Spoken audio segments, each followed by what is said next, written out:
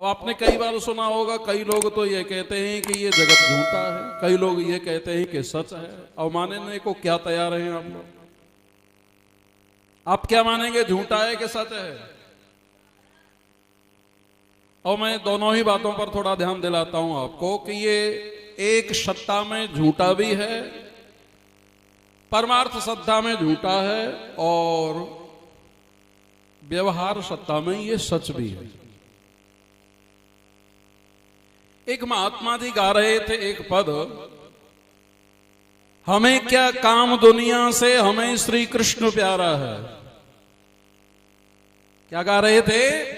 हमें क्या काम दुनिया से, हमें श्री कृष्ण प्यारा है। तो दूजे महात्मा जी बोले, सुनो, क्यों नहीं काम दुनिया से जब नित्य शेर भर खाना है। जब एक शेर खाने के लिए रोज चाहिए तो काम क्यों नहीं है?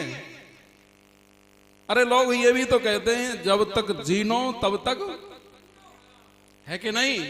व्यवहार सत्ता में ये संसार सच है। अच्छा, सच नहीं मानेंगे तो शादी क्यों करेंगे? मकान क्यों बनाएंगे? पत्नी झूठी है क्या? है क्या मकान झूठा है क्या?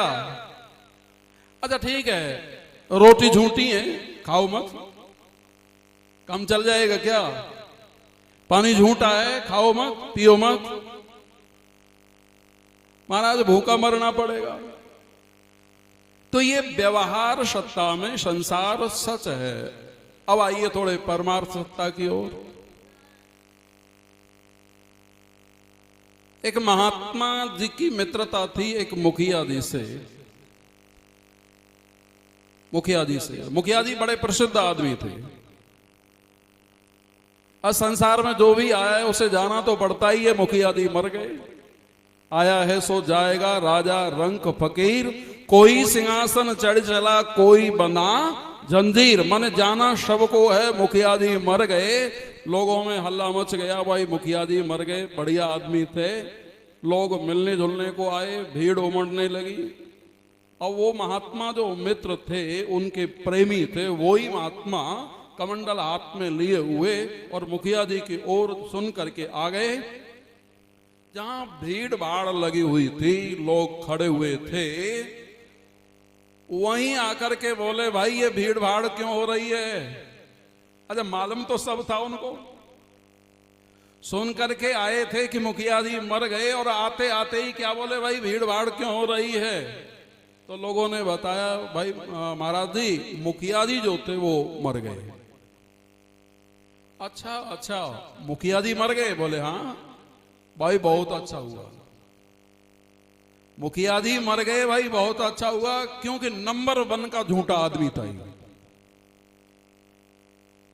बस ऐसा आता है, जस काचिए तस नाचिए नाचा, जैसा देश तैसा वेश। माने रोने के समय पर कोई आदमी हंसे और हंसने के समय पर शादी उत्सव में कोई रोए तो अच्छा लगता है? तो महात्मा जी बोले, भाई बहुत अच्छा हुआ, नंबर 1 का झूठा आदमी था। और 4 बेटा मुखिया जी के। और देखिए कि जिस समय पिताजी का स्वर्गवास हो गया हो और महात्मा जी कोई आकर के कह रहे हो कि भाई नंबर 1 का झूठा आदमी था, मर गया, तो बहुत बढ़िया हुआ। तो दुख नहीं होगा? दुख हुआ। अच्छा, वो तो भीतर की बात निकलवाने को थे महात्मा जी। एक बार तो उन बच्चों ने कुछ नहीं कहा, तो दूसरी बार फिर महात्मा जी बोल पड़े, भाई मेरी सुनो, मुखिया जी नंबर 1 का झूठा आदमी था, मर गया तो बहुत अच्छा हुआ।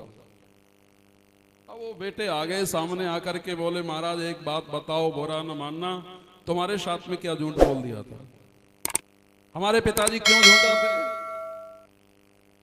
तो महात्मा जी ने बड़े प्रेम से हाथ फेरा सिर पर और बिठाया। बोले, बेटा सुनो मेरी बात, मुखिया जी बड़े प्रेमी थे मेरे, लेकिन सुनो एक बात मैं कहता हूं। जब मैं कहता था, बोले भैया भगवान का भी कोई भजन करना चाहिए, भक्ति करनी चाहिए, सेवा करनी चाहिए, तो मुझसे ये तुम्हारे पिताजी ये कहा करते थे कि भाई महाराज मेरे 4 बेटा हैं, मेरे 100 बीघा खेत है, 4 मकान हैं, आगरा में भी है, खनौली में भी है, दाऊदी में है, न मालूम कहां कहां कोठी बताता था, बहुत सारा धन बता था।